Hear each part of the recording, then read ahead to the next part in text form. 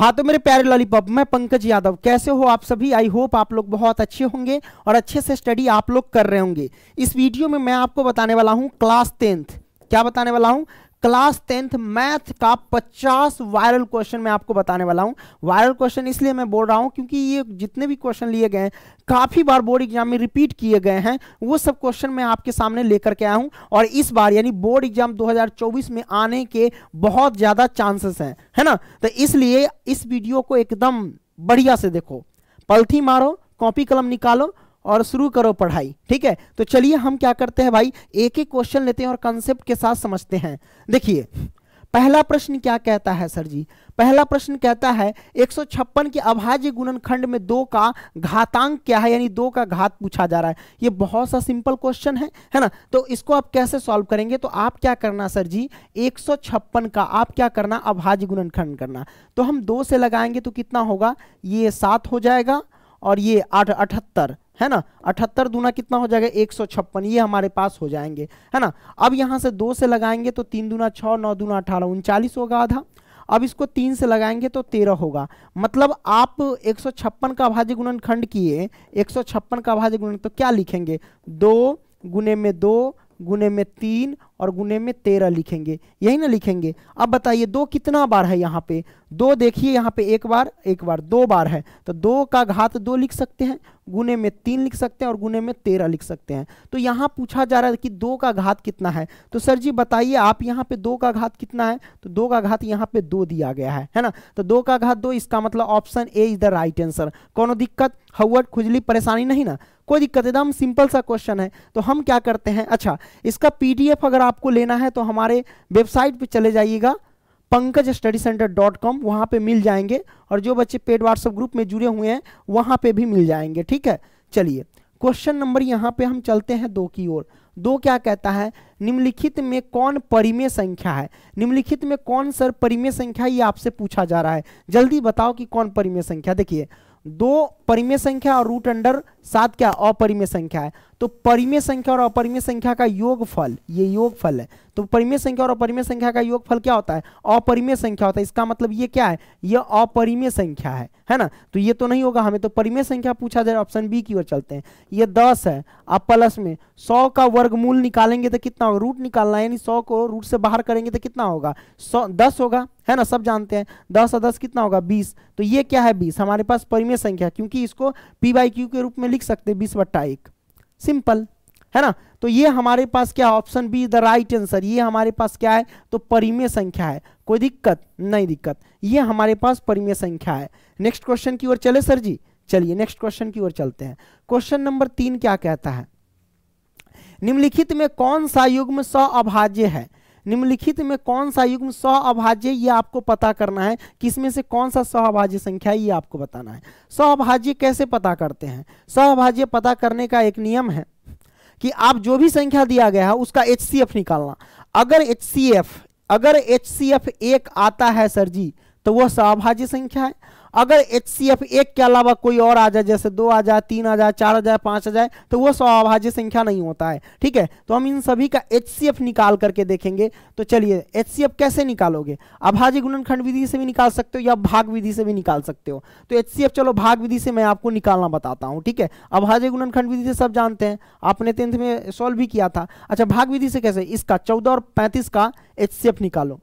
तो जो बड़ी संख्या है उसको बीच में रखो और भाग दे दो, कितना से, 14 से, बस ये भाग विधि से के द्वारा निकल रहा है।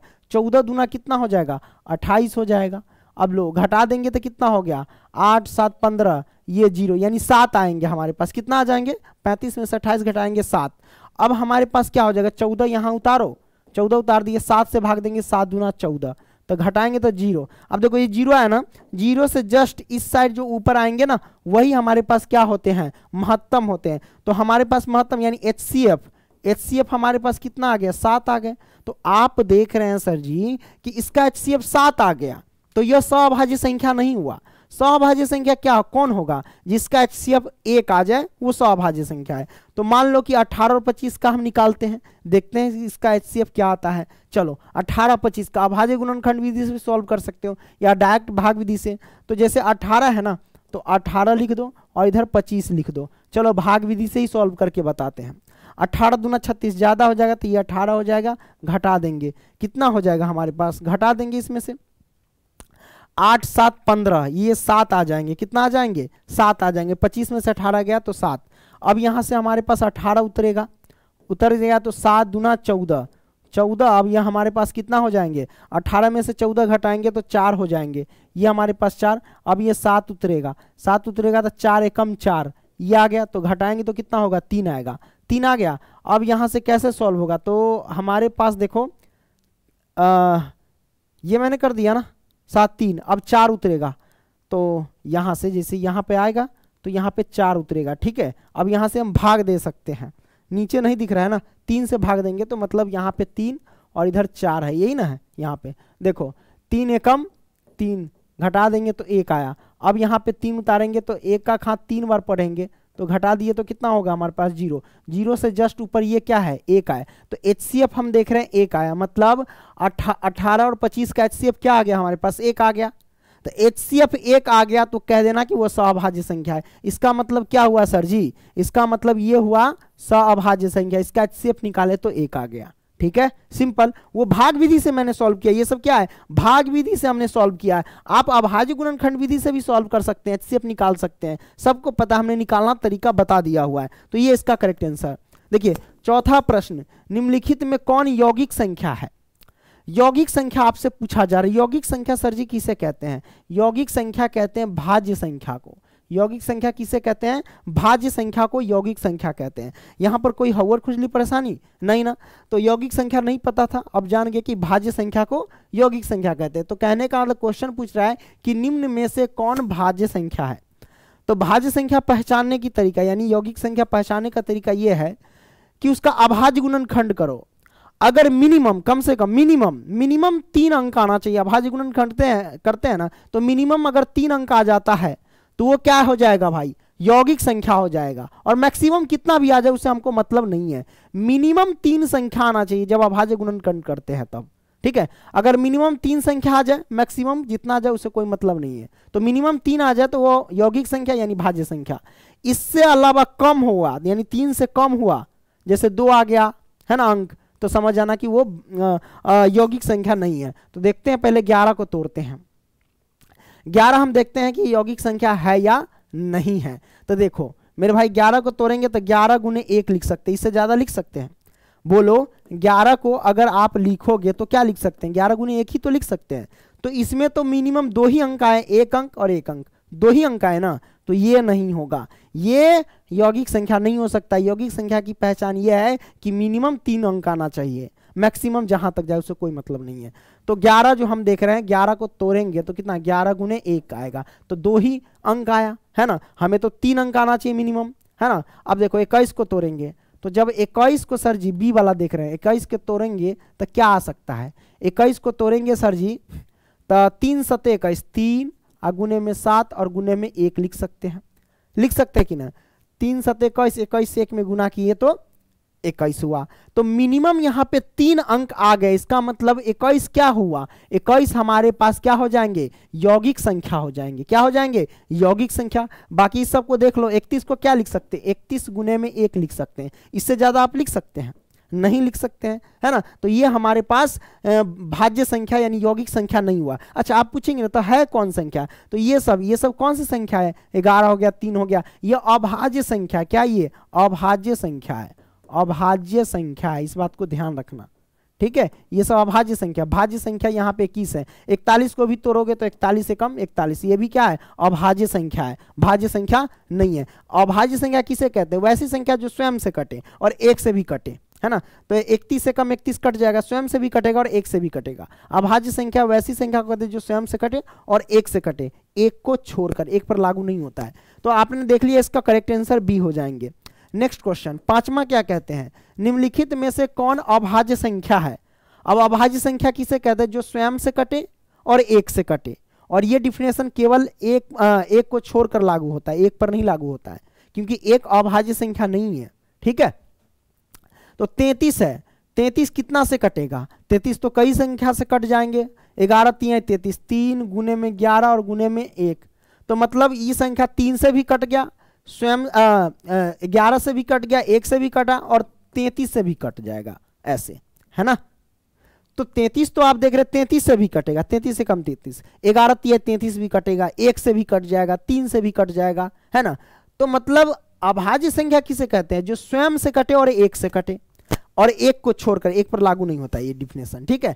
तो आप देखिए 33 तो हमारे पास अभाज्य संख्या नहीं, 39, 39 को तोड़ेंगे तो कितना आएगा, ये 39 से भी कटेगा, 39 से कम 39, 3 से भी कटेगा 13 तिया 39, और ये 13 से भी कट जाएगा, है ना, और 1 से भी कटेगा, ये 1 से भी कटेगा। तो इन सभी संख्या से ये कट रहा है, तो ये तो बहुत सारे से कटे, ये स्वयं से और 1 से नहीं कट रहा है, 1 के अलावा कई और संख्या से भी कट रहा है, तो ये हमारे पास अभाज्य संख्या नहीं होगा।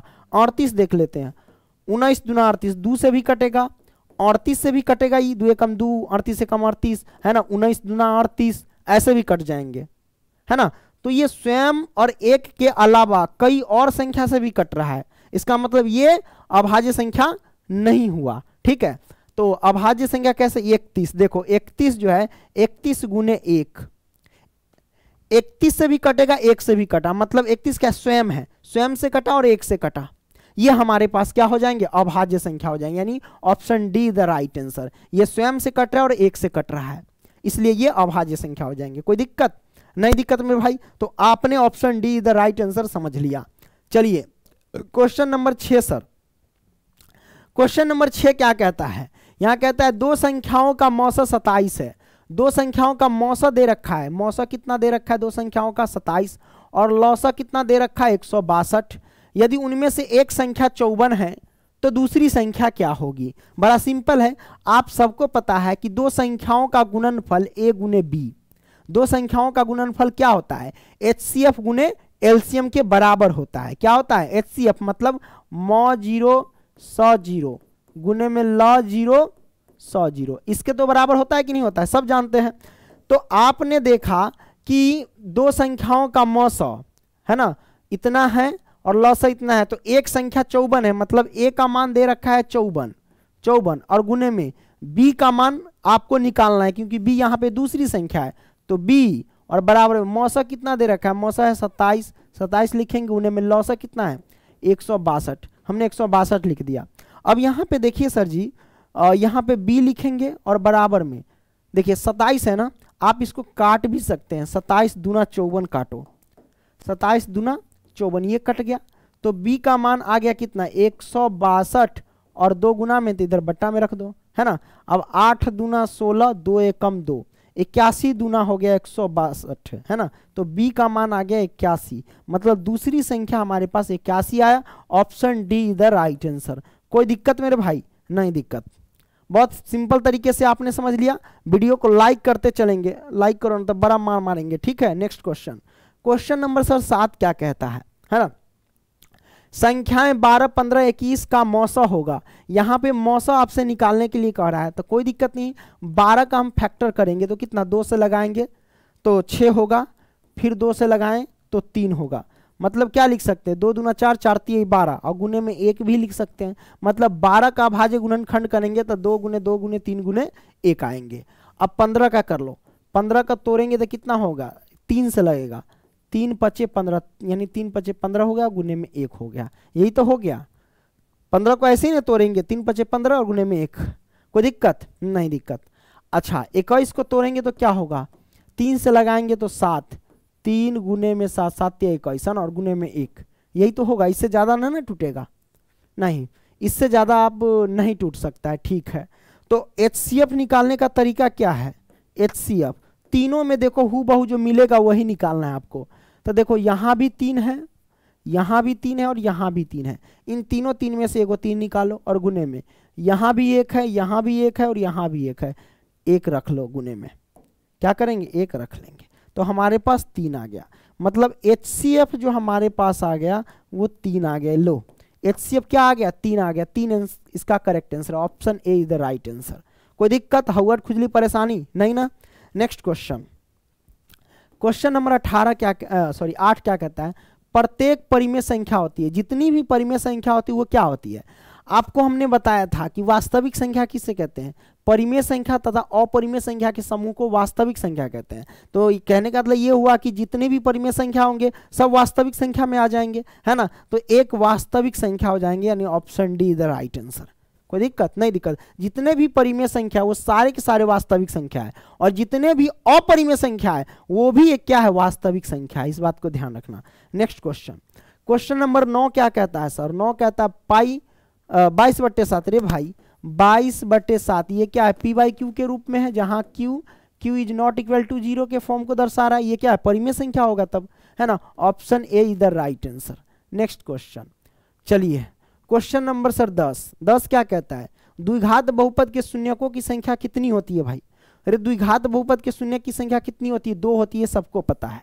Option be the right answer. द्विघात बहुपद के शून्यों की संख्या कितनी होती है, 2 होती है ना। तो अब क्या करते हैं, क्वेश्चन नंबर 10 हो गया। अरे 11, हाँ 11 सॉल्व करेंगे। 11 क्या कहते हैं, यदि बहुपद इतना कि शून्यक अल्फा और बीटा है तो अल्फा इंटू बीटा का मान होगा। तो यहाँ पे पूछा जरा अल्फा इंटू बीटा का मान, सबको पता है। अच्छा, अगर आपसे कोई पूछे कि अल्फा प्लस बीटा का मान क्या होता है तो आप कहेंगे -b/a, और वहीं पे आपसे अल्फा इंटू बीटा का मान पूछे तो क्या कहेंगे, c/a, क्योंकि आपको अल्फा इंटू बीटा का मान ज्ञात करना है। c का मान क्या है यहाँ पे, तो c का मान यहाँ पे 1 है तो 1 लिखेंगे, और a का मान क्या है, x² है, लेकिन x² में 1 छिपा रहता है, हम गुणांक लिखते हैं सबका, है ना। चर का क्या लिखते हैं, गुणांक लिखते हैं, तो x² का गुणांक उसमें क्या छिपा है, 1 है, तो आप लिख सकते हो 1। तो मतलब क्या हुआ, c/a, मतलब हो गया हमारे पास 1/1, मतलब एक ही आंसर आ गए। क्या हो जाए, एक आंसर, है ना। Option be the right answer. क्या हो जाएंगे, option be the right answer. Next question, question number 12 क्या कहता है सर जी, है ना। हट नहीं, 12 क्या कहता है, रैखिक समीकरण युग्म इतना और इतना के कितने हल है। कितने हल है ये पता करने के लिए a1/a2, b1/b2 और c1/c2 पे तुलना करना पड़ेगा हमको, है ना। तो देखो ई वाला देख लो, ये हमारे पास क्या है, a1x है, ये हमारे पास b1y है, और ये हमारे पास c1 है, ठीक है। ये क्या है, रैखिक समीकरण का ये व्यापक रूप हुआ, ठीक है, बराबर 0। ये हमारे पास क्या है, a2x है, और ये हमारे पास क्या है, b2y है, और ये हमारे पास क्या है, c2 है, बराबर 0। तो यहाँ से देखो सबको पता चल गया कि a1 का x के स्थान पे x है, तो a1 का मान हो गया 2, है ना, b1 का मान हो गया 3, वो भी -3, और c1 का मान हो गया 2। उसी तरीके से a2 का मान 6, b2 का मान -9, c2 का मान 5 है। तो चलिए तुलना करते हैं, a1/a2, है ना। तो सर जी a1 का मान कितना है, a1 का मान यहाँ पे 2 है, और a2 का मान कितना है, a2 का मान यहाँ पे 6 है, काटेंगे 2 तिहाई 6, मतलब 1/3 आ जाएंगे। उसी तरीके से यहाँ पे क्या लिखेंगे, b1/b2, तो b1 का मान कितना है सर, b1 का मान यहाँ पे -3 है, तो -3 लिखेंगे, और बटे में b2 का मान कितना है, b2 का मान -9 है, तो 9 लिखेंगे। अब यहाँ से हम क्या करेंगे, माइनस से माइनस कैंसिल, 3 तिहाई 9 काट देंगे तो 1/3 आ जाएंगे, ये आ गया। अब c1/c2 निकालो, तो c1 का मान कितना है, c1 का मान 2 है सर जी, c1 का मान 2, और बटे में c2 का मान कितना है, 5 है, तो हम लिखेंगे 5। अब यहाँ से देखो क्या 2/5 आ गया।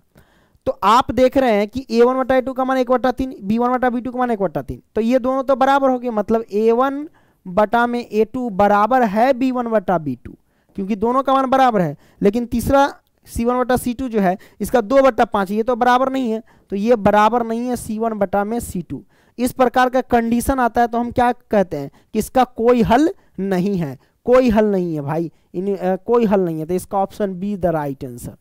समझ गए, हेलो हेलो। चले नेक्स्ट क्वेश्चन, क्वेश्चन नंबर 13, दो रैखिक समीकरणों के लेखा चित्र यदि समांतर रेखाएं हो तो हलों की संख्या होगी। देखिए दो रैखिक समीकरण के लेखा चित्र यदि समांतर रेखाओं हो तो हलों की संख्या क्या होगी। देखो मेरे भाई, जैसे कि ये देखो ग्राफ बनाते हैं, तो इस ग्राफ में देखिए दो रैखिक समीकरण हैं और दोनों का लेखा चित्र मतलब रेखा जो निकलेगा वो समांतर एक दूसरे को। मान लो कि एक रेखा, मान लो यहाँ पे एक रेखा ऐसे निकला और दूसरा रेखा ऐसे निकला है, तो भाई ये दोनों रेखा समांतर जाएगा और समांतर रेखा एक दूसरे को कभी प्रतिच्छेद नहीं करती, काटती नहीं है। और जब तक रेखा एक दूसरे को काटेगा नहीं तब तक हल निकलेगा नहीं। तो ई दोनों रेखा समांतर हो जाएगा। तो समांतर रेखा क्या आपस में कभी प्रतिच्छेद करती है? नहीं करती है। इसका मतलब कोई हल नहीं होगा, कोई हल नहीं है। तो कोई हल यहाँ पे ऑप्शन नहीं है, तो कोई हल नहीं मतलब क्या? जीरो इसका आंसर है ना। कोई हल नहीं इसका मतलब zero answer. Option A is the right answer. कोनो दिक्कत नहीं ना। नेक्स्ट क्वेश्चन, सभी बच्चे लाइक करते चलेंगे। क्वेश्चन नंबर 14 क्या कहता है? y-4 है। क्या कहता है? y-4 बराबर 0 का आलेख कैसी सरल रेखा है? ये आपसे पूछा। देखो y-4 का मतलब क्या हुआ कि y बराबर प्लस का 4 माइनस का 4 इधर हो गया तो पक्षांतर। तो आपको पता है जैसे कि आपको यहाँ पे y का मान 4 है ना, ये y की वैल्यू होती है, नीचे y डैश होती है यानी ऋणात्मक, इधर x का मान होता है और इधर क्या होता है? x ऋणात्मक होता है ना। तो y का मान मान लो कि यहाँ पे कोई 4 है, ये बिंदु 4 y बराबर 4 है, ठीक है। अब यहाँ पे कहा जा रहा है कि y बराबर 4 माइनस 0, y बराबर 4 बराबर 0 का आलेख कैसी सरल रेखा है, ठीक है। अब मान लो कि यहाँ पे x का मान कोई ले ले, x का मान 4 ले ले, 5 ले ले, मान लो यहाँ पे 2 ले लेते हैं x का मान, है ना, माइनस का। अब इधर से ये चलेगा, है ना, तो ई दोनों मिलेगा। फिर मान लो यहाँ पे 3 ले लेते हैं इसका मान, तो इधर से ई चलेगा तो ई मिलेगा। तो एक रेखा ऐसे तैयार हो जाएगा, मान लेंगे तब, तो वो x अक्ष के क्या होगा? ये रेखा क्या होगा? x अक्ष के समांतर होंगे। क्या होंगे? x अक्ष के समांतर, यानी option A is the right answer, x अक्ष के समांतर होंगे। नेक्स्ट 15 क्या कहता है सर? द्विघात समीकरण x² प्लस x प्लस 5 बराबर 0 के मूलों की प्रकृति है। मूलों की प्रकृति है, ये आपसे पूछा जा रहा है सर। तो मूलों की प्रकृति कैसे ज्ञात करते हैं? d बराबर, तो d बराबर क्या होता है सर? b² माइनस के 4ac होता है ना। तो b का मान क्या है सर? यहाँ पे देखो ये a का मान, ये b का मान 1 छिपा है, तो 1 का स्क्वायर माइनस के 4 और गुने में a का मान कितना? यहाँ पे a का मान x², उसमें 1 छिपा हुआ है, और गुने में c का मान क्या है? 5 है। तो यहाँ पे देखो 1 का स्क्वायर 1 होता है, माइनस 5 चौका 20, 20 से कम 20, ये आया। 1 में से 20 घटाएंगे तो माइनस के क्या हो जाएगा हमारे पास? यानी 1 में से 20 घटाएंगे तो माइनस के 19 हो जाएंगे। तो देखो d का मान माइनस का 19 आया, d का मान माइनस का 19 हुआ, मतलब d का मान 0 से छोटा है। d का मान क्या हुआ? 0 से छोटा हुआ ना जी, d का मान 0 से छोटा हुआ, तो ऐसे इसको लिख सकते हैं। अब d का मान जब 0 से छोटा होता है तो कोई हल नहीं होता है, उसका कोई वास्तविक हल नहीं होता है, यानी अवास्तविक होगा इसका, अवास्तविक answer. Option C is the right answer, ठीक है। नेक्स्ट क्वेश्चन देखिए सर, 16वां क्या कहता है? यदि किसी समांतर श्रेणी का nवां पद इतना हो तो सारवंतर ज्ञात कीजिए। भैया जी nवां पद ये दिया रखा है, nवां पद मतलब an बराबर दे रखा है 5 माइनस में 3n, तो nवां पद ये दे रखा है ना। तो इसका सारवंतर पूछ रहा है कि क्या होगा, है ना, मतलब d। तो d निकालने के लिए कम से कम श्रेणी में यानी AP में कोई पद तो कम से कम 3 पद 2 पद दिया होगा, तब ना हम d निकालेंगे। तो इसको ज्ञात करने के लिए कैसे? तब पहले हम AP ज्ञात कर लेते हैं। an है तो हम क्या करते? पहला पद ज्ञात करते a1, मतलब a के स्थान पे a है, ये है, और n के स्थान पे क्या आ जाएगा? n के स्थान पे 1 आ जाएगा, ठीक है, पहला पद में। तो जहां जहां n हुआ वहां वहां हम 1 रखेंगे, 5 और माइनस के 3 और गुने में n के जगह पे 1 रखेंगे, तो कितना होगा? 5 और माइनस में 3, तो आंसर आया हमारे पास 5 में से 3 जाएगा तो कितना? 2। तो a1 हमारे पास क्या हो जाएगा? 2 हो जाएगा। अब क्या निकालेंगे? a2 ज्ञात कर लेते हैं, दूसरा पद। तो a2 बराबर वही इसी में फिट करेंगे, 5 माइनस में 3, n के जगह पे क्या आ गया? 2, तो n के जगह पे 2, तो हमारे पास 5 और माइनस में 3 दूना 6, घटा देंगे 5 में से 6 तो -1 आ गया, है ना। तो हमें पूछा इसका सारवंतर यानी d ज्ञात करने के लिए, तो d कैसे निकालते हैं, है ना। तो ये पहला पद ये दूसरा पद, अगर d1 हमें ज्ञात करना है तो a2 में से a1 घटा देंगे, मतलब -1 में से घटा देंगे a1, यानी a1 हमारे पास 2 है, तो कितना आंसर आ जाएगा? -1 -2 माइनस का 3, -3 आंसर आ जाएंगे हमारे पास, यानी option be the right answer. कोई दिक्कत? नहीं दिक्कत। चलिए next question, question number sir 17 क्या कहता है, इसको हम देख लेते हैं। 17 कहता है इतना इतना का कौन सा पद शून्य है, यानी कैमा पद शून्य हमारा पते नहीं है, यानी an पद शून्य है, यही ना होगा। कौन सा पद शून्य हमारा पता नहीं, और an का फॉर्मूला क्या होता है? a प्लस में n माइनस में 1 और इंटू में d बराबर हो जाएंगे 0, है ना। अब ए का मान यहाँ पे 21 है प्रथम पद, तो हम यहाँ लिखेंगे 21 अब प्लस में n माइनस में 1 इंटू डी। डी का मान पूछा जा रहा है तो डी कैसे निकालेंगे, डी बराबर निकालेंगे आगे वाले पद में से पीछे वाले पद, मतलब इस वाले पद से इस वाले पद को घटा देंगे, यानी 18 में से घटा देंगे 21 को, तो कितना हो जाएंगे हमारे पास, है ना 18 और 3 21, माइनस के 3 हो जाएंगे, डी का मान आ जाएंगे माइनस के 3, ठीक है, बराबर में 0। जब इसको सॉल्व करेंगे तो क्या होगा 21, और चलिए गुना करते हैं, -3 से n में गुना करेंगे तो माइनस के 3n हो जाएंगे, -3 से -1 में गुना करेंगे तो प्लस के 3 हो जाएंगे बराबर 0, है ना। 21 और 3 जोड़ दीजिए तो कितना हो जाएगा 24, अब बराबर माइनस के 3n उधर गया तो प्लस का 3n हो जाएंगे। काटो इसको, 8 3 24, 8 से कट जाएगा, है ना, 8 से कट जाएगा, 8 3 24, तो n का मान कितना हो जाएगा 8 हो जाएगा, n का मान 8 हो जाएगा। मतलब कौन सा पद शून्य है, तो 8वां पद शून्य हो जाएंगे मेरे भाई, 8वां पद क्या हो जाएंगे शून्य हो जाएंगे, है ना, कोई दिक्कत नहीं दिक्कत। नेक्स्ट क्वेश्चन, क्वेश्चन नंबर 18, समांतर श्रेणी इतना इतना का चौथा पद क्या है, इसका चौथा पद आपको निकालना है। तो चौथा पद ज्ञात करने के लिए आपको ए पता होना चाहिए और डी पता होना चाहिए, तब जाकर के चौथा पद आप निकाल पाओगे, है ना। तो सबसे पहले प्रथम पद यहाँ पे क्या है, तो ए बराबर हम देख रहे हैं कि √7 है, तो इसको तोड़ के लिखो, पहले √7 है ना, तो √7 लिख दिए। 28 को √28 है तो इसको हम क्या लिख सकते हैं 7 चौक 28, देखो √28 को क्या लिख सकते हैं, 28 को पहले अगर तोड़ोगे, 28 को देखो तेरी के 28 है तो 28 को क्या लिख सकते हैं 7 चौक 28, है ना, यानी 7 गुने 2 यही ना लिख सकते हैं, 2 दूना 4, 4 4 सते 28, यही ना होगा। तो इसको तोड़ेंगे तो 2 √7 आ जाएंगे, निकालेंगे तो रूट से, तो मतलब 28 को लिख सकते हैं 2 √7, हमने लिख दिया, कोई दिक्कत। अब देखो, अब वहीं पे हम लिखेंगे √63 को क्या लिख सकते हैं, इसको निकालोगे तोड़ोगे तो 9 सते 63, मतलब 3 √7, यही ना आएंगे, देख लेना करके 3 √7 आएंगे, 63 को निकालोगे तो, है ना, तो ये आ जाएंगे 3 √7 आ जाएंगे, ठीक है। तो ये पहला पद, दूसरा पद, तीसरा पद। अब आपको चौथा पद कह रहा है ज्ञात करने के लिए, यानी A4 ज्ञात करने के लिए। तो चौथा पद का फॉर्मूला सबको पता है, ए लिख देना, आप प्लस में 4 है ना, 1 पॉइंट कम करना, 3 और डी से मल्टीप्लाई कर देना, ये चौथा पद निकल जाएंगे, सिंपल। तो ए का मान कितना है √7 है तो √7 लिख देते हैं, प्लस में 3 है तो 3 और गुने में डी का मान कितना है तो डी निकाल लेते हैं। डी बराबर क्या करते हैं, आगे वाले पद में से पीछे वाले पद घटा दे, मतलब 2 √7 में से घटा देंगे √7 को, घटाएंगे तो देखो 2 √7 में से 1 √7 घटाएंगे तो कितना होगा मेरे भाई 1 √7 आएगा, तो 1 √7 आ जाएंगे। अब लिखो √7 अब प्लस में ये हो जाएंगे 3 √7, लो तो 7, अब देखो 1 √7 अब प्लस में 3 √7, तो दोनों जोड़ेंगे तो क्या गो 4 √7 आ जाएंगे। तो 4 √7 तो कहीं आंसर है ही नहीं है, सब रूट के अंदर है, तो हम इसको क्या करेंगे 4 √7 को क्या लिख सकते हैं, 4 √7 को ऐसे लिख सकते हैं कि रूट में 7 और गुने में 4 गुने में 4 लिख सकते हैं कि नहीं लिख सकते हैं। 4 √7 को इतना लिख सकते हैं, बिल्कुल लिख सकते हैं, क्योंकि 4 देखिए 2 4 है तो 1 4 में से निकल जाएगा, 2 4 में से 1 4 बाहर और √7 अंदर में, तो इतना को इतना लिख सकते हैं। आप गुना कर दो, है ना, देखो 4 चौके 16, 16 सते कितना होगा 112, रूट अंडर में 112 हो जाएगा, है ना। तो ये हमारे पास आंसर आ जाएंगे, नहीं option D the right answer.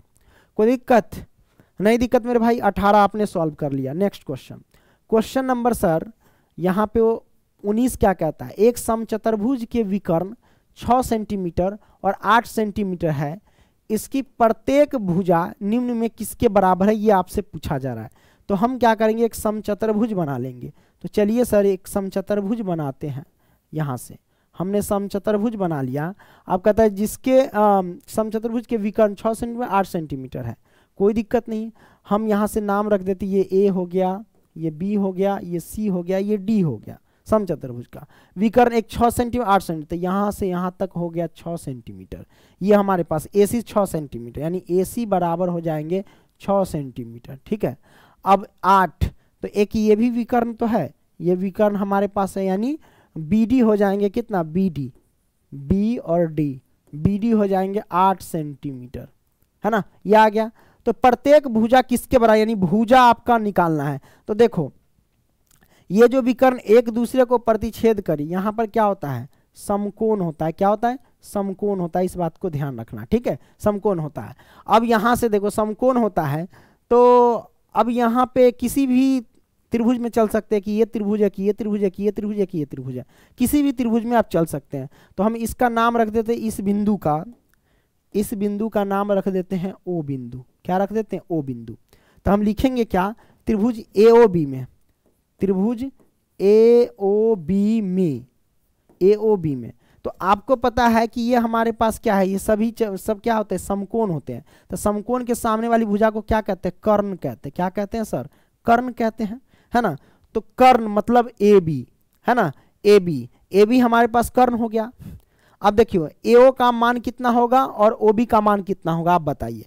तो आपको पता है कि A से लेकर के C तक की दूरी कितनी है, AC है 6 सेंटीमीटर। तो AO कितना होगा, तो AO यहां से लेके यहां तक है, मतलब AC का आधा है ना AO, है ना। AO क्या है, AC का आधा है, तो मतलब ये 6 है, तो आधा करेंगे तो 3, ये 3 हो जाएंगे। उसी तरीके से OB का मान कितना होगा, तो आपको पता है BD का मान है कितना, 8 सेंटीमीटर। तो BD का आधा क्या है, OB है ना, तो आधा करेंगे तो ये हो जाएगा 4, सिंपल हो गया। तो और ये हमारे पास कर्ण हो गया। तो कर्ण हमारे पास क्या, AB। तो AB का स्क्वायर बराबर क्या हो जाएगा, कर्ण स्क्वायर और लंब स्क्वायर प्लस आधार स्क्वायर। तो किसी को भी लंब और किसी को भी आधार मान सकते हो, कोई दिक्कत नहीं है। तो हम क्या करेंगे, AO का स्क्वायर प्लस में BO का स्क्वायर कर देंगे, यही ना, AO का स्क्वायर प्लस BO स्क्वायर। मतलब AB हमारे पास कितना है सर, AB तो निकालना ही है कर्ण। तो AB का स्क्वायर बराबर AO का स्क्वायर। AO हमारे पास कितना है सर, AO देख लो यहाँ पे, AO है हमारे पास 3 का स्क्वायर करेंगे तो 9, अब प्लस में BO का स्क्वायर कितना, BO हमारे पास 4 का स्क्वायर करेंगे तो 16। अब देखिए AB बराबर 16 9 कितना हो जाएगा, 25, है ना। ये स्क्वायर है तो हटेगा तो इधर रूट। तो AB का मान कितना आ जाएगा हमारे पास सर, 5 आ जाएंगे। तो ये AB का मान 5 आ गया, है ना। तो इसकी सभी भुजाएं कितना होगी, 5 5 5। लो तो कह रहा था ना, इसकी प्रत्येक भुजा निम्नलिखित में किसके बराबर है, तो 5 सेंटीमीटर के बराबर है। Option C is the right answer. समझ में आ गया। नेक्स्ट क्वेश्चन नंबर 20 क्या कहता है, किसी वृत्त के केंद्र से 8 सेंटीमीटर लंबी जीवा की न्यूनतम दूरी 3 सेंटीमीटर है, तो वृत्त का व्यास होगा। अब यहां पे देखो किसी वृत्त के केंद्र, तो सबसे पहले हम क्या करेंगे सर, सर्कल बना लेंगे। चलो यहीं पे बना लेते हैं सर्कल, ये लो सर्कल बना लिया हमने, है ना। अब यहां पे क्या कहता है, किसी वृत्त के केंद्र से, तो ये रहा केंद्र, है ना, केंद्र से 8 सेंटीमीटर लंबी जीवा। तो 8 सेंटीमीटर यहां पे एक लंबी जीवा खींच ली, ये हमने जीवा खींच लिया जिसकी लंबाई कितनी है, 8 सेंटीमीटर लंबी जीवा की न्यूनतम दूरी 3 सेंटीमीटर, मतलब यहां से लेकर के यहां तक की दूरी कितनी है, 3 सेंटीमीटर है। तो हम यहाँ पे 3 सेंटीमीटर रख देंगे, 3 सेंटीमीटर है तो वृत्त का व्यास होगा। अब यहाँ पे वृत्त का व्यास आपसे पूछा जा रहा है, तो आप कैसे निकालेंगे, है ना, कोई दिक्कत नहीं है, आप आसानी से निकाल सकते हैं। अच्छा लो भाई, यहां से इसको मिला दो, ये मैंने मिला दिया, है ना, ये मैंने मिला दिया। अब इसका नाम रख देते हैं A, इसका नाम रख देते हैं B और इस बिंदु का नाम रख देते हैं O। आपको पता है कि यहां से यहां तक की दूरी 8 सेंटीमीटर है, तो ये जो दूरी आप जीवा की दूरी कहता है ना, 8 सेंटीमीटर लंबी जीवा की न्यूनतम दूरी, 8 सेंटीमीटर लंबी जीवा की न्यूनतम दूरी केंद्र से कह रहा है ना, तो केंद्र से कितना है 3 सेंटीमीटर, 3 सेंटीमीटर रख दिया। तो एक प्रकार का ये क्या पड़ गया, लंब पड़ गया। तो लंब पड़ गया तो क्या हुआ, इसको यानी इस रेखा को बराबर बराबर दूरी में बांटेगा। ये पूरा 8 सेंटीमीटर है तो ये हो जाएगा कितना 4, है ना, ये 4 हो गया, 3 हो गया, तो ए बी निकाल लो। तो ए बी हमारे पास क्या हो जाएगा, कर्ण हो जाएंगे, है ना, यहां से यहां तक समकोण पड़ जाएगा, तो ए बी हमारे पास कर्ण। तो कर्ण यानी ए बी का स्क्वायर बराबर क्या होता है, लंब स्क्वायर प्लस आधार स्क्वायर, मतलब AO का स्क्वायर हो जाएगा और प्लस में BO का स्क्वायर हो जाएगा। तो ए बी हमारे पास कितना है सर, ए बी नहीं है, ए बी तो निकालना ही है ना, वृत्त का व्यास निकालना है। इस बात को ध्यान रखना। तो ए बी का स्क्वायर बराबर क्या हो जाएगा सर, है ना। तो ए ओ हमारे पास कितना है, ए ओ 3 है, 3 का स्क्वायर करेंगे तो 9, प्लस में बी ओ कितना है बी ओ 4 है, 4 का स्क्वायर करेंगे तो 16। अब देखो ये 16 आ गया। अब ए बी लिखेंगे यहाँ पे बराबर 16 9 कितना हो जाएंगे हमारे पास 25, और ये देखो स्क्वायर हट गया तो रूट पड़ेगा, तो ए बी का मान कितना आ जाएगा सर यहाँ पे 5। अब ए बी का मान 5 आया, तो ए बी अर्थात क्या है, ए बी हमारे पास क्या है, ए बी आप देखेंगे, देखो गौर से, यहाँ से ए बी ये केंद्र है और ये हमारे पास ए बी है, तो ए बी एक प्रकार का क्या है, त्रिज्या है। क्या ये त्रिज्या इस वृत्त की, तो हमें पूछ रहा है वृत्त का व्यास क्या होगा। तो सर जी वृत्त का व्यास बराबर क्या होता है, व्यास बराबर त्रिज्या का दुगुना यानी 2r होता है। तो त्रिज्या 2 हमारे पास 2 लिखेंगे, और त्रिज्या कितना यहाँ से यहाँ तक, ए बी ही तो त्रिज्या है, तो ए बी कितना 5 है, 5 लिखेंगे तो हमारे पास 10 आ जाएगा, 10 सेंटीमीटर। क्या हो जाएंगे सर 10 सेंटीमीटर, ये आपने निकाल लिया, कोई दिक्कत नहीं दिक्कत। Next question, question number sir 21 क्या कहता है, दो वृत्तों के क्षेत्रफल का अनुपात 9:4 है। अब देखिए दो वृत्त के क्षेत्रफल का अनुपात, वृत्त का क्षेत्रफल क्या होता है सर जी, वृत्त का क्षेत्रफल होता है pi r square, pi r square, तो इसको 1 लिखते हैं और इसको पाई आर स्क्वायर, ये इसको R2 मान ले। दो वृत्त का क्षेत्रफल का अनुपात हो गया तो यानी बट्टा, तो कितना दे रखा है 9:4 यानी 9/4, सिंपल। तो उनकी परिधियों का अनुपात कह रहा निकालने के लिए, कोई दिक्कत निकाल लेंगे, ये पाई से पाई कैंसिल। अब देखो R1 है तो R1 लिखो और ये नीचे R2 है। अब इसका स्क्वायर हटा, इसका स्क्वायर हटा, तो इस पर भी क्या रूट पड़ जाएगा और इस पर भी रूट पड़ जाएगा, स्क्वायर हटा तो रूट पड़ेगा। तो R1 बटे में R2 क्या हो जाएगा, 9 का वर्गमूल 3, 4 का वर्गमूल 2, तो R1 का मान 3, R2 का मान 2 आ गया, R1 का मान 3 और R2 का मान 2 आ गया। ये हमारे पास वैल्यू निकल करके आ गए, कोई दिक्कत नहीं दिक्कत मेरे भाई। अब कह रहा है उनकी परिधियों का अनुपात, है ना, उनकी परिधियों का अनुपात आपसे पूछा जा रहा है, तो क्या होगा, है ना, कोई दिक्कत। वृत्त की परिधि क्या होती है 2πr होती है, तो वृत्त की परिधि यानी 2πr बटे में 2πr। देखो सिंपल सी बात है, वृत्त की परिधियों का अनुपात कहा जाए तो पहले वृत्त का इसको R1 मानेंगे, दूसरे वृत्त का R2 मानेंगे। अब देखो यहाँ से काट दो, यहाँ से 2π से 2π कैंसिल, R1 का मान कितना है, R1 का मान है 3 और बट्टे में R2 का मान कितना है 2। तो अनुपात, अनुपात में लिखेंगे तो इसको लिखेंगे 3:2, 3:2 आंसर आया सर जी, 3:2। तो कहाँ है 3:2, ये है option A is the right answer. कोई दिक्कत नहीं दिक्कत मेरे भाई, सिंपल। आइए प्रश्न क्रमांक 22 क्या कहता है सर, 22 क्या कहता है, 1000 चक्कर लगाने में एक पहिया 88 किलोमीटर तय करता है, तो पहिए का व्यास पूछा जा रहा है कि कितना होगा। सबसे पहली बात है देखो 1000 चक्कर लगाने में, चक्कर लगाने में पहिए 1000 चक्कर में 88 किलोमीटर तय करता है ना, 1000 चक्कर में पहिया 88 किलोमीटर दूरी तय करता है, दूरी तय करता है, ठीक है, ओके। तो जब 1000 में इतना, तो एक चक्कर में 1000 चक्कर में इतना दूरी तय करता है, तो एक चक्कर में कितना, तो लिखेंगे एक चक्कर में पहिया कितना दूरी तय करेगा। तो बस आपको क्या करना है 88 में आपको भाग दे देना है 1000 से, सिंपल। अब ये किलोमीटर है, 88 किलोमीटर, किलोमीटर को मीटर में बदलने के लिए हम क्या करते हैं 1000 से गुना कर देते हैं, क्या करते हैं 1000 से गुना कर देते हैं, तो ये हमारे पास मीटर में कन्वर्ट हो जाएंगे, ठीक है। अब यहां से काट सकते हो, ये 1000 से 1000 कट गया, तो एक चक्कर में पहिया 88 मीटर दूरी तय करेगा, है ना। तो कौन चक्कर तय मतलब कौन चक्कर लगाता है, पहिया। तो पहिया मतलब पहिया का ये ऊपरी ये गोला भाग है, यही ना चक्कर लगाता है। तो ये क्या है वास्तव में, ये पहिया तो एक प्रकार का वृत्त है, और इसके ऊपर जो ये जो चक्कर लगाता है ये क्या है, उस वृत्त का परिधि है। मतलब एक चक्कर में पहिया 88 मीटर दूरी तय करता है, मतलब एक चक्कर मतलब वृत्त की परिधि, एक चक्कर मतलब वृत्त की परिधि। वृत्त की परिधि क्या होती है 2πr होती है, 2πr में कितना 88 मीटर दूरी तय करेगी। ठीक है, अब 2 गुने पाई का मान 22/7 और गुने तिरजा है ना, पहिए का व्यास निकालने के लिए कह रहा है तो हम तिरजा निकालेंगे, व्यास भी पता हो जाएगा।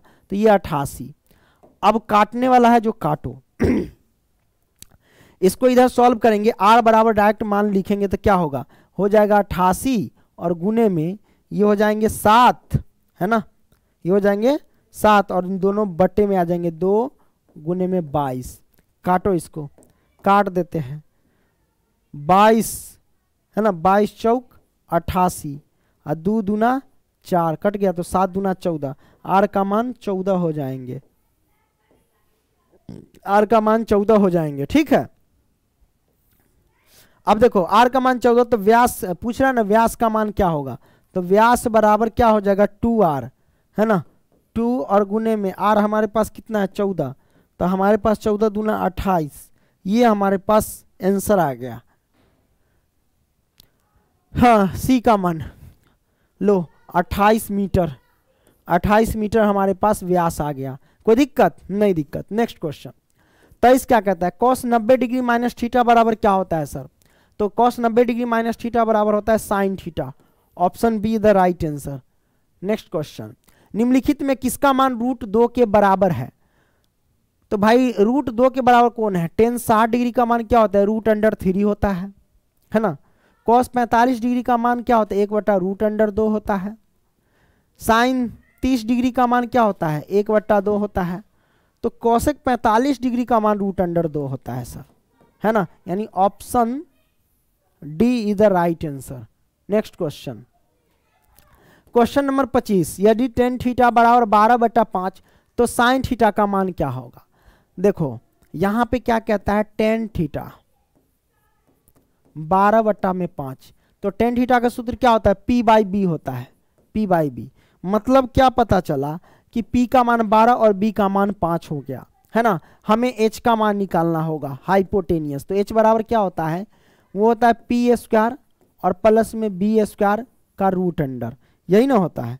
तो हम क्या करेंगे, p का मान कितना है, p का मान 12, 12 का स्क्वायर करेंगे तो 144, हम लिख सकते हैं 144, अब प्लस में b का मान 5 है, 5 का स्क्वायर करेंगे तो 25 हो जाएगा, रूट लगा दो, तो h बराबर कितना हो जाएंगे सर 144 यानी 169 हो जाएंगे है ना, तो h बराबर हमारे पास 13 निकल के आ गया, h का मान 13, तो साइन थीटा बराबर पूछ रहा है, साइन थीटा बराबर क्या होता है p/h होता है, तो p का मान कितना है सर, p का मान 12 है तो हम लिखेंगे 12 और बटा में h का मान कितना है 13, तो लिखेंगे हम 13, ये मैंने लिख दिया, कोई दिक्कत नहीं, दिक्कत। तो 12/13 हमारे पास आंसर आ गए है ना, 12/13 कहाँ है, यहाँ है, option B is the right answer. Hello hello, सब कुछ ठीक है ना, चलिए आगे बढ़ते हैं सर। क्वेश्चन नंबर 26, बिंदु -2 -5 का भुज है, तब देखो पहला होता है भुज और दूसरा होता है कोटि, भुज को कहते हैं x अक्ष को भुज, y अक्ष को कोटि, तो पूछ रहा भुज का मान, भुज का मान -2 हो जाएंगे, क्या हो जाएंगे -2, तो option A is the right answer, Bhuj. Next question, x अक्ष पर किसी बिंदु का y नियामक होता है, यहां पूछा जा रहा है क्या, x अक्ष पर किसी बिंदु का y नियामक, सिंपल सी बात है, x अक्ष पर किसी बिंदु का y नियामक 0 होता है, क्या होता है 0, और y अक्ष पर किसी बिंदु का x नियामक क्या होता है, तो वो होता है 0। ठीक है, यहां पूछा जा रहा है कि x अक्ष पर किसी बिंदु का y नियामक क्या होता है 0, option C correct answer. Next question, question number 28, बिंदु 3, -4 किस चतुर्थांश में, तो चतुर्थांश समझ लो सबसे पहले, ये क्वाड्रेंट होता है, क्या होता है क्वाड्रेंट होता है, ये हमारे पास x अक्ष, ये ऋणात्मक वाले x, ये y अक्ष, ये इधर ऋणात्मक वाले x, ये फर्स्ट क्वाड्रेंट होता है, ये सेकंड क्वाड्रेंट होता है, और ये थर्ड क्वाड्रेंट होता है, ये फोर्थ क्वाड्रेंट होता है, यानी चौथा चतुर्थांश होता है। ठीक है, अब इसमें पूछ रहा है 3, -4 किस चतुर्थांश में, तो पहले चिन्ह आप पता करो, इधर x वाला सब क्या होता है प्लस का होता है, इधर क्या होता है सब प्लस का होता है ना, तो पहले प्लस का लिखते हैं प्लस, और फिर y इधर क्या होता है प्लस का, तो प्लस लिखो, यानी प्रथम चतुर्थांश में चिन्ह प्लस प्लस होता है, द्वितीय चतुर्थांश में इधर क्या होता है सबसे पहले x वाला लिखते हैं चिन्ह, तो x वाला इधर क्या होता है माइनस का, तो माइनस लिखो, और y वाला इधर क्या होता है प्लस का, तो प्लस लिख दो, ये लो। दूसरे चतुर्थांश में माइनस प्लस होता है, तीसरे चतुर्थांश में क्या होता है, ये भी x क्या है माइनस का, ये भी y क्या है माइनस का, तो माइनस माइनस। चतुर्थ चतुर्थांश में क्या होगा, ये सारे के सारे x क्या होता है प्लस वाला, और ये y क्या होता है माइनस वाला, तो इधर हम लिख देंगे माइनस वाला, प्लस माइनस। अब पूछ रहा है कि किस चतुर्थांश में, तो हम चिन्ह से मतलब 3 के आगे क्या छिपा है प्लस छिपा है, 4 क्या है माइनस में, तो माइनस लिखो। प्लस माइनस किस चतुर्थांश में, देखो प्लस माइनस चतुर्थ चतुर्थांश में, इसका मतलब क्या होगा इसका आंसर चतुर्थ चतुर्थांश इसका करेक्ट आंसर है। ठीक है, हमें चिन्ह से मतलब रखता है। 29 एक्स अक्ष से बिंदु 3,5 की दूरी है। तो सबसे पहली बात है एक्स अक्ष से दूर उस बिंदु को क्या कहते हैं, उस एक्स अक्ष से दूर उस बिंदु को कोटि कहते हैं, मतलब वाई अक्ष कहते हैं, है ना। मतलब वाई का मान आपसे पूछा जा रहा है, तो वाई का मान देखो ये एक्स है और ये वाई का मान क्या है हमारे पास 5 है, तो इसका करेक्ट आंसर क्या हो जाएंगे मेरे भाई 5 हो जाएंगे, इस बात को ध्यान रखना। ठीक है, तो इसका correct answer option A is the right answer. X अक्ष से दूर उस बिंदु को क्या कहते हैं, क्या कहते हैं भाई कोटि कहते हैं। और कोटि का मान इसमें कितना है, पहला भुज का मान है, दूसरा कोटि का मान है, तो कोटि का मान यहाँ पे 5 है, 5 इसका करेक्ट आंसर हो जाएंगे। ठीक है, 30 क्या कहता है बिंदुओं इतना और इतना को मिलाने वाली रेखा खंड के मध्य बिंदु के निर्देशांक होंगे। अब मध्य बिंदु के निर्देशांक पूछा जा रहा है, तो ये x1 है, ये y1 है, ये हमारे पास x2 है, ये हमारे पास y2 है। तो मध्य बिंदु बराबर क्या होता है सर जी, मध्य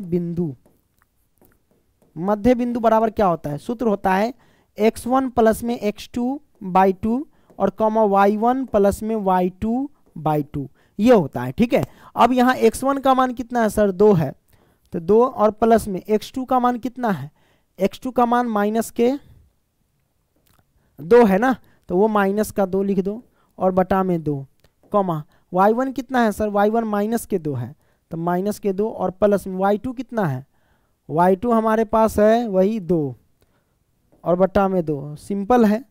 ये दोनों क्या 0 0 से 2 ये 0 होगा, ये भी 0 होगा, सॉल्व करेंगे तो 0,0 आया, option be the right answer 0,0। ठीक है, next question, question number sir 31 क्या कहता है सर, जरा 31 को देख लेते हैं। 31 कहता है किसी त्रिभुज का केंद्रक इतना है, केंद्रक इतना है और उसके शीर्ष इतना इतना है, तो तीसरा शीर्ष क्या होगा। तो सबसे पहले एक त्रिभुज बना लेते हैं सर जी, तो चलिए त्रिभुज बना लेते हैं। ये हमने त्रिभुज बना लिया, ठीक है, चलिए यहाँ पे रख दें, हमने रख दिया। कलर है तो कलर वगैरह चेंज कर लो, चलो चेंज कर लेते हैं, रेड कर देते हैं, अरे ये तो फिल हो गया, यहाँ से कलर होगा, रेड कर देते हैं कलर। तो ये हमारे पास हो गया एक त्रिभुज, क्या हो गया त्रिभुज। अब इस त्रिभुज के केंद्र यानी बीचों बीच केंद्र में क्या है, केंद्र 3,0 है, तो हम यहाँ पे लिख देते हैं 3,0 केंद्र है। ठीक है, 3,0 है, तो उसके शीर्ष ये है और ये है, तो दोनों शीर्ष लिख देते हैं, एक है 2,3 और एक शीर्ष है 1,-4। ठीक है, ये हमारे पास है, ओके। और ये वाला शीर्ष मान लेंगे x, y मान लेते हैं, चलो ठीक है रहने दो। तो एक त्रिभुज के केंद्रक ये है और उसके शीर्ष ये और ये मान लिए, तो तीसरा शीर्ष क्या होगा, तो तीसरा शीर्ष हम x, y मान लिए, हमें तीसरा शीर्ष ज्ञात करके बता देना है। तो यहाँ पे देखो ये हमारे पास x1 हो जाएंगे, ये हमारे पास y1, ये हमारे पास x2, ये हमारे पास y2 और ये हमारे पास क्या हो जाएंगे x3 और ये हमारे पास y3। ठीक है, अब केंद्रक बराबर त्रिभुज के केंद्रक बराबर केंद्रक बराबर क्या होता है सर सूत्र, केंद्रक बराबर तो वो होता है x1 प्लस में x2 प्लस में x3 बटा में बटा में 2, x1 प्लस में x2 प्लस x3 बटा में 2, उसके बाद कॉमा y1 प्लस में y2 प्लस में y3 और बटा में 2, ये होता है केंद्रक बराबर। मान रखेंगे और केंद्रक का मान दे रखा है 3,0, तो 3, हम 0 लिख लेंगे केंद्रक के स्थान पे। चलिए x1 कितना है, x1 x दिया गया x और प्लस में x2 कितना है 2 और प्लस में x3 कितना है x3 1 है, तो 1 लिखेंगे और बटा में 2, कॉमा y1 कितना है y ही है, y प्लस में y2 y2 कितना है सर, तो y2 हमारे पास 3 है, 3 और प्लस में y3 कितना है -4, तो -4 रखेंगे और बटा में 2 रखेंगे। ठीक है, अब 3,0 बराबर देखो सबको जोड़ लेते हैं, क्या होंगे हमारे पास 2 1 3, x प्लस के 3/2 कॉमा y 3 में से 4 जाएगा तो माइनस का 1 होगा, माइनस के 1 और बटा में 2। ये हुआ। देखो अब यहां से हम क्या करेंगे सर जी, 3 जो हो गया इसके बराबर और 0 हो गया इसके बराबर रख देंगे और आंसर निकल जाएगा। ठीक है, तो रख देते हैं 3 बराबर में x प्लस के 3/2 है ना, गुना करो इसके नीचे 1, तो x प्लस के 3 बराबर में 3 दूना 6, तो x का मान आ गया प्लस का 3, उधर जाएगा माइनस के 3, तो 6 में से 3 घटाएंगे तो कितना होगा 3, तो लो x का मान 3 आ गया। अब इधर 0 के बराबर में क्या रखेंगे, 0 बराबर में y माइनस के 1/2, इसके नीचे एक छिपा रहा है y माइनस के 1 बराबर में 0 होगा, तो y की वैल्यू क्या होगी प्लस का 1। तो केंद्रक का मान कितना आ गया, यानी बोले तो तीसरा शीर्ष क्या आया हमारे पास, x का मान 3 है, y का मान 1 है, यानी 3,1 आया। 3,1 इसका करेक्ट आंसर हो जाएंगे। ठीक है, कहीं पे मिस्टेक नहीं ना हुआ है, मिस्टेक होगा तो दिक्कत हो जाएगा, फिर देख लेना सही से। 3 x1 x2 x3, तो हम देख लेते हैं x1 यहाँ पे x है, x2 हमारे पास 2 है तो हम 2 रख दिए, x3 हमारे पास कितना है, x3 हमारे पास माइनस के प्लस का 1 है, प्लस का 1 रख दिए। चलो ठीक है। अरे तो लेकिन जो हम आंसर लाए हैं कितना लाए हैं, 3,1 ऑप्शन में है या नहीं, ऑप्शन ही में नहीं है, तो कहीं तो जरूर मिस्टेक हुआ है। 3,0 केंद्रक है, 3,0 है। ठीक है, 2,3 2,3 1,-4 1,-4 हो गया। ठीक है, केंद्रक का x1 plus x2 plus x3 by 2 हो गया, ये ठीक है। x1 x है, 2 x2 और 3 x1। ठीक है, तो 2 1 3 x प्लस 3 बाई, तो ये हमारे पास ये आया। हाँ, कहीं पे मिस्टेक हो गया है। अच्छा, आप लोग खुद सॉल्व कर लेगा, हो गया यहाँ पे कहीं पे मिस्टेक, लेकिन मेथड यही है। ठीक है, मेथड हमारा क्या होगा, यही रहेगा। Next question, question number 32। यदि किसी त्रिभुज के शीर्ष के निर्देशांक इतना इतना इतना है तो त्रिभुज का क्षेत्रफल होगा। अब यहाँ से त्रिभुज का क्षेत्रफल पूछा जा रहा है। त्रिभुज का क्षेत्रफल कैसे निकलेगा, त्रिभुज का क्षेत्रफल सबको पता है कि क्या होता है, त्रिभुज का क्षेत्रफल है ना। आप क्या करना सर जी, पहले 1/2 लिख लेना, एक बड़ी कोष्ठ लेना, फिर आप क्या करना x लिख लेना और 1 लगा देना, उसके बाद ये डब्बा बना देना, फिर प्लस में x2 लिख देना, जैसे x1 है x2 लिख देना, फिर डब्बा बना देना, फिर प्लस में x3 लिख देना, फिर यहाँ पे डब्बा बना देना और ब्रैकेट लगा देना। अब यहाँ पे सूत्र लिखो, आप क्या करना y माइनस के y लिखना, फिर y माइनस में y लिखना, फिर y माइनस में y लिखना, ये आपको लिख देना है सर जी, है ना। अब यहाँ से क्या करेंगे सर जी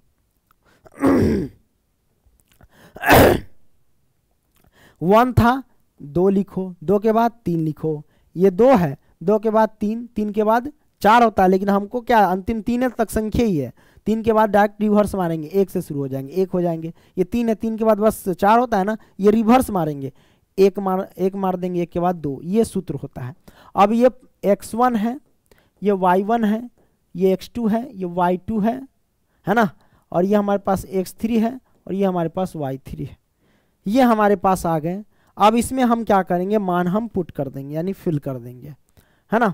तो चलिए क्या होगा मेरे भाई, हाँ पुट करते हैं, 1/2 इंटू x1 का मान है 0 इंटू y2 का मान कितना है, y2 का मान 0 माइनस y3 का मान 1 है तो 1 लिखो, प्लस में x3 का मान x2 है ना, x2 का मान कितना है सर 4 है तो 4 लिखेंगे, इंटू y3 का मान कितना है, y3 का मान 1 है, माइनस में y1 0 है तो 0 लिखेंगे, और प्लस में x3 का मान कितना है, x3 का मान 0 है ना, तो 0 इंटू y1 का मान कितना, y1 का मान 0 और माइनस y2 0। लो भैया ये तो सिंपल हो गया, 1/2, इसका कहानी तो ख़त्म 0 ही रहेगा, इसका भी कहानी ख़त्म 0 ही रहेगा, तो बचा ये है ना, बच गया ये, 1 में से 0 जाएंगे तो क्या होंगे, 1 ही होंगे, 1 से 4 में गुना करेंगे तो 4 ही रहेंगे, काटो 2 दूना 4, तो मतलब हमारे पास 2 आ जाएंगे, त्रिभुज का 2 मात्रक, है ना। Option C is the right answer, 2 answer. Next question, question number 33 क्या कहता है, बिंदुओं इतना एवं इतना के बीच की दूरी है, बिंदुओं इतना और इतना के बीच की दूरी है, यह आपसे पूछा जा रहा है ना। तो क्या होगा सर जी, जल्दी बताइए। बिंदु इतना इतना के बीच की दूरी सूत्र, है ना। ये x1 है, ये y1 है, ये x2 है, वो y2 है। अब दूरी सूत्र क्या कहता है सर, दूरी सूत्र, है ना, दूरी सूत्र देख लो। तो अब हेलो दूरी सूत्र से निकालेंगे, वही क्या होता है, x2 माइनस के x1 का होल स्क्वायर प्लस में y2 माइनस के y1 का होल स्क्वायर का रूट अंडर। x2 कितना है सर, x2 हमारे पास -5 है, माइनस के x1 हमारे पास माइनस के 1 है, माइनस माइनस प्लस का 1 हो जाएगा, इसका होल स्क्वायर प्लस में y2 माइनस के y1, y2 हमारे पास 7 है, माइनस के y1 कितना है 3 है, इसका कर देंगे whole square root under -5 plus 1। अब क्या कर सकते हैं, 5 घटेगा 1 में से, माइनस के हो जाएगा 4, -4 का स्क्वायर 16, प्लस में 7 में से 3 गया तो 4, 4 का स्क्वायर 16, है ना, कितना 16 16 32, 8 चौक 32, इसका अब निकाल लेंगे तो कितना 16 दूना 32, यानी 4 रूट अंडर 2 हो जाएंगे, 4 रूट अंडर 2 इसका आंसर हो जाएंगे, यानी option be the right answer. कोई दिक्कत नहीं, दिक्कत। चलिए नेक्स्ट क्वेश्चन, क्वेश्चन नंबर 34 चलते। 34 क्या कहता है, समान ऊंचाई वाले 2 बेलन, यानी ऊंचाई सेम है, ऊंचाई सेम है, h मान लेते हैं, ऊंचाई 2 बेलन का ऊंचाई h है, वाले 2 बेलनों के आयतनों का अनुपात 9:16 है, तो उनके वक्र पृष्ठ क्षेत्रफल का अनुपात होगा। बेलन का आयतन क्या होता है, पाई आर स्क्वायर h, तो इसको पहला बेलन है, इसको 1 मानेंगे, फिर अनुपात कर रहा है तो पाई आर स्क्वायर h, इसको r2 मान लेंगे, ठीक है, ये मैंने मान लिया। तो बेलन के आयतन का अनुपात कितना है, 9:16, यानी पहला 9 और बटा में 16 हो जाएंगे। कोई दिक्कत नहीं, दिक्कत।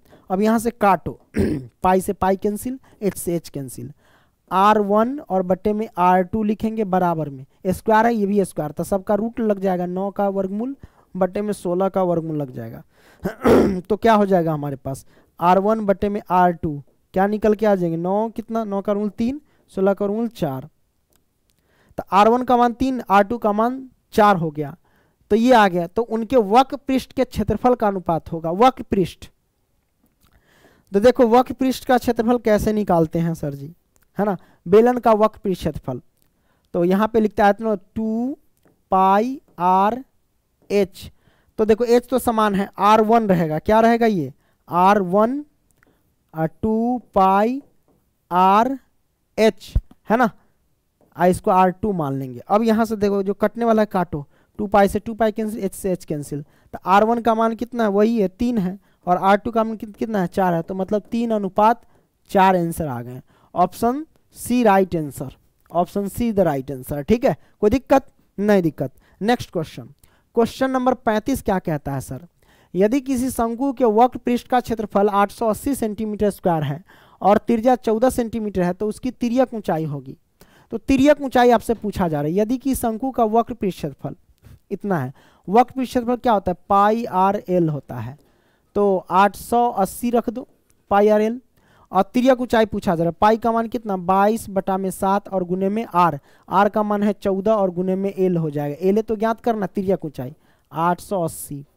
अब जो कटने वाला है काटो यहाँ से, है ना, क्या काटेंगे मेरे भाई, 7 दूना 14, ये कट गया, तो एल का मान कितना हो जाएगा 880 और बटे में ये गुना में जाएगा 22 गुने में 2, 22, 2 से काटो इसको, 2 से काटेंगे तो 4 4, है ना, कट गया ये 0, 22 दूना 44, 20 आ गया, यानी एल का मान आ जाएगा हमारे पास 20, ठीक है, 20 centimetre answer, option be the right answer, simple. 36 क्या कहता है, 2 गोले के आयतनों का अनुपात 8:27 है, तो उनके संपूर्ण पृष्ठ के क्षेत्रफल का अनुपात होगा, ये आपसे पूछा जा रहा है। तो देखिए गोले का आयतन क्या होता है ना, तो वो हम लगा देंगे, ओके। तो दो यहाँ पे दो गोला है, दो गोले का आयतन 4/3 पाई आर स्क्वायर एच बटे में 4/3 पाई आर स्क्वायर एच हमने लगा दिया गोले का आयतन। अब अरे एच कहाँ से, 4/3 पाई आर क्यू होगा रे, 4/3 पाई आर क्यू गोले का आयतन और बट्टे में 4/3 पाई आर क्यू, यही ना लगाएंगे, इससे ज़्यादा तो कुछ नहीं लगाएंगे, पाई आर क्यू। तो इसको R1 इसको R2 मान लेंगे, ठीक है, क्योंकि दो है। गोले का आयतन का अनुपात कितना, 8 और 27, तो 8 बटे में 27 लिख देंगे। अब यहाँ से काटो, जो कटने वाला 4/3 से 4/3 कट गया, पाई से पाई कैंसिल कट गया। तो अब यहाँ से देखो R1 है, R1 लिखेंगे बटे में R2 लिखेंगे, यहाँ पे घन था यहाँ भी घन, तो इधर आएगा तो क्या घनमूल लग जाएगा, तो 8 और 27 का घनमूल यहाँ पे 3 चढ़ जाएगा। इसका मतलब 3 को चीज में से 1 चीज निकालना है ना, तो कैसे निकालेंगे, 8 को, जैसे 8 को क्या लिख सकते, 2 गुने में 2 गुने में 2 लिख सकते, 2 दूना 4 4 दूना 8 है ना, ये लिखेंगे। तो मतलब 8 को 3 को 2 लिख सकते, 3 को 2 में से 1 2 बाहर। 27 को उसी तरीके से 27 को क्या लिख सकते, 3 गुने में 3 गुने में 3 है ना, तो 3 को 3 में से 1 3 बाहर, घनमूल का मतलब ये होता है। तो R1 का मान 2, R2 का मान 3 आया। तो कहता है उनके संपूर्ण पृष्ठ के क्षेत्रफल का अनुपात क्या होगा, है ना।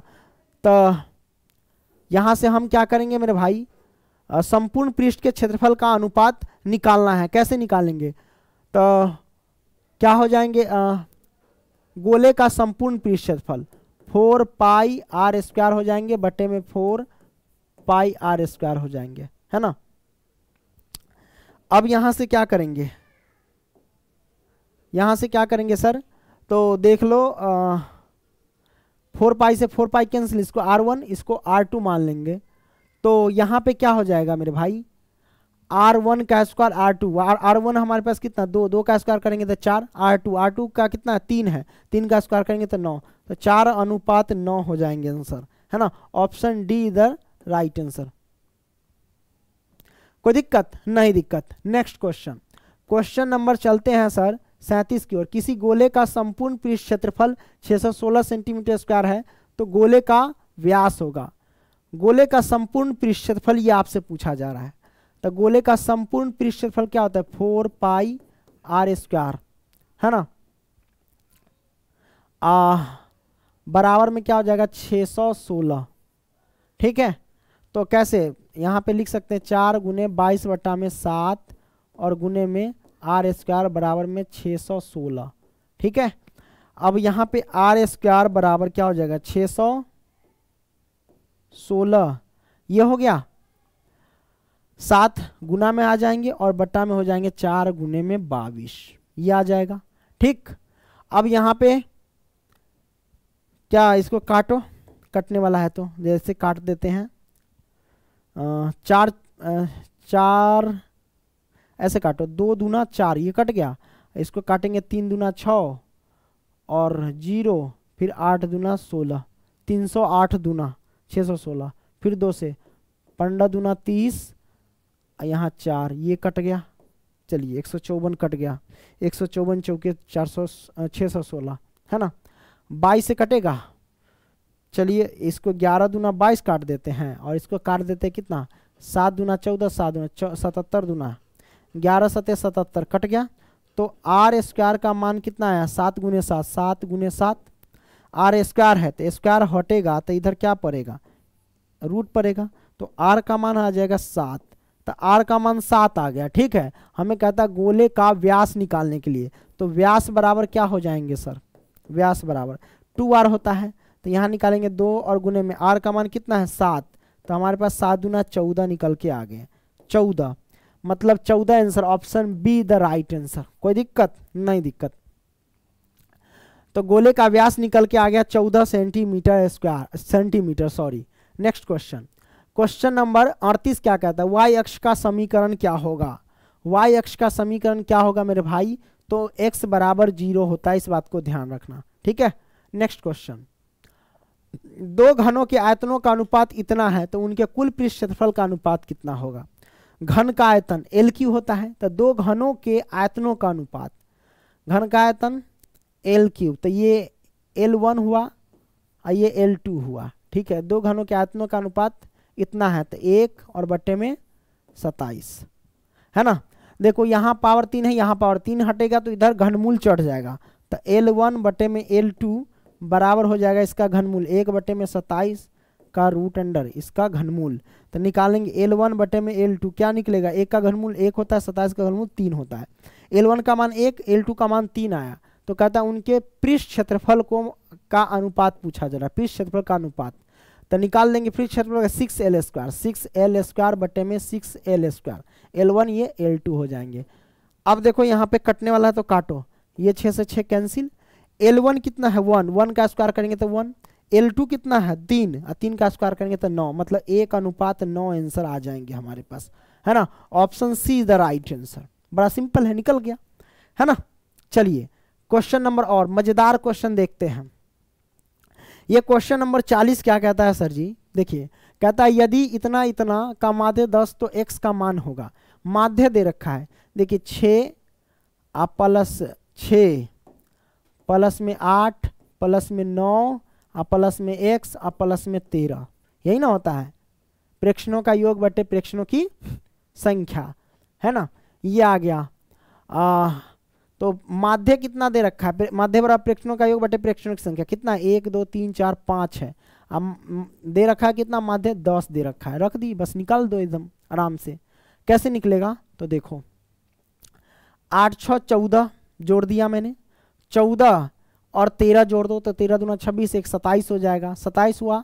27 और 9 जोड़ो, 27 और 9 जोड़ेंगे तो कितना होगा 36 और बटे में 5 प्लस का x रह जाएगा बराबर में 10, इसके नीचे एक छिपा रहता है, आर पार गुना करो।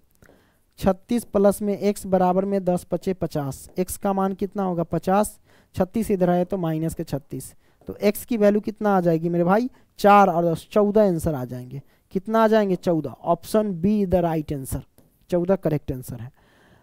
चलिए नेक्स्ट क्वेश्चन की ओर चलते हैं। क्वेश्चन नंबर 41, इतना इतना की माध्यिका आपसे पूछा जाए। माध्यिका कैसे निकालेंगे सर, हम क्या करते हैं माध्यिका में, या तो बढ़ते क्रम या तो घटते क्रम में पहले हम क्या करते हैं सजा लेते हैं। तो चलो हम बढ़ते क्रम में सजा लेते हैं। तो सबसे छोटी संख्या यहाँ पे 6 है, हम लिख लेंगे यहाँ पे 6, उसके बाद क्या है 6 के बाद 7 है, नहीं है, 6 के बाद 8 लिख लो, तो हमने लिख लिया 8, 8 लिख लिया, 8 के बाद 9 तो हम लिख लिया 9, 9 के बाद क्या 10 है, 10 नहीं है, 11 है कहीं पे, 11 भी नहीं है, 12 कहीं पे है क्या, 12 भी नहीं है, 13 भी नहीं है, 15 है डायरेक्ट, 15 लिखो तो हम लिख दिया 15, 15 के बाद 16, 16 के बाद क्या है 17 है, नहीं है, 18, 15 हो गया, 16 भी हो गया ना, 16 हो गया, 16 के बाद क्या है 17 नहीं है, 18 है तो 18 लिख दो। 18 के बाद क्या है, 18 के बाद 19, 19 तो है ही नहीं की, 19 के बाद 20, 20 कहीं है, 20 भी नहीं है, 21 लिख दो, 21 हम लिख देते हैं, हमने 21 लिख दिया। 21 के बाद 22 लिख दिया, 22 के बाद क्या हो जाएगा 25, 25 लिख दो। तो हमने यहाँ पे सजा दिया, कोई दिक्कत। अब माध्यिका क्या कहते हैं, बीच में से उठाओ, है ना। क्या को संख्या 1 2 3 4 5 6 7 8 9, 9 को संख्या है, तो 4 को इधर से पकड़ो और 4 को इधर से पकड़ो, बीच में पड़ गया 16, तो 16 इसका करेक्ट आंसर हो जाएंगे। माध्यिका बीच में जो वह इसका आंसर हो जाता है, ऑप्शन सी करेक्ट आंसर। कोई दिक्कत नहीं, दिक्कत। नेक्स्ट क्वेश्चन, क्वेश्चन नंबर 42 क्या कहता है सर, इतना इतना का बहुलक। बहुलक में क्या होता है, जो ज्यादा और रिपीट होता है वही बहुलक होता है। देखो इसमें कौन ज्यादा बार रिपीट है सर, है ना। 23 एक ही बार है, 15 एक ही बार है, 25 25 एक बार, 2 बार, 3 बार 25 है, इसका करेक्ट आंसर हो जाएंगे 25। कोई दिक्कत नहीं, दिक्कत। तो 25 इज द राइट, क्योंकि ज्यादा बार रिपीट यही है। आइए 43 क्या कहते हैं, आंकड़े इतना इतना का परिसर ज्ञात कीजिए। परिसर हम कैसे ज्ञात करते हैं, परिसर ज्ञात करने के लिए हम क्या करते हैं, जो सबसे बड़ी संख्या है उसमें से सबसे छोटी संख्या को घटा देते हैं, है ना। तो सबसे बड़ी संख्या इसमें क्या है 32 है, और सबसे छोटी संख्या इसमें क्या है 6 है, उसका हम घटा देते हैं, तो कितना हो जाएगा 26। 26 इज द राइट आंसर। कितना आसान है, देखो सिंपल क्वेश्चन है, और क्वेश्चन सब आ जाता है तो एग्जाम में तो फिर आपको दिक्कत हो जाते हैं। नेक्स्ट क्वेश्चन, क्वेश्चन नंबर 44 क्या कहता है, वर्ग अंतराल इतना इतना का वर्ग चिन्ह होगा। वर्ग चिन्ह आपसे पूछा है, वर्ग चिन्ह कैसे निकालते हैं। वर्ग चिन्ह निकालने का तरीका यह है कि जो वर्ग अंतराल दिए रहते हैं उन दोनों को जोड़ देते हैं और 2 से भाग दे देते हैं।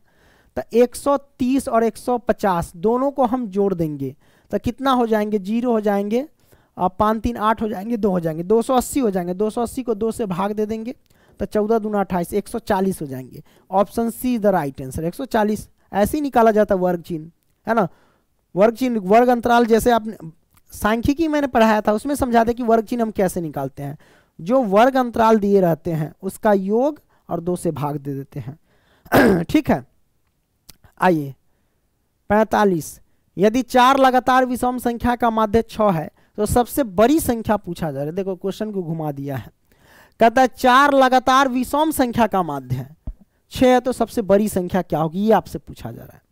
तो भाई लगातार विषम संख्या मान लेंगे तो लिखते हैं माना 4 लगातार विषम संख्या क्या। तो पहला विषम संख्या आपको मान लेना है x में 1 छिपा रहता है, 1 क्या होता है, विषम संख्या। अब दूसरा विषम संख्या अगर मान लेंगे x + 1 तो ये गलत हो जाए, क्योंकि हमें विषम संख्या लाना है।